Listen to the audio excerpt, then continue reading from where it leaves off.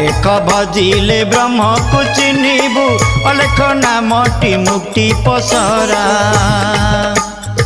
ब्रह्ममंडल रे अबना मंदिरे ब्रह्ममंडल रे अबना मंदिरे नीति राहस लागी परारे मन भ्रमरा सबु छाड़ी कर आसरा रे मन भ्रमरा अलेख महिमा नामटी परारे मन भ्रमरा।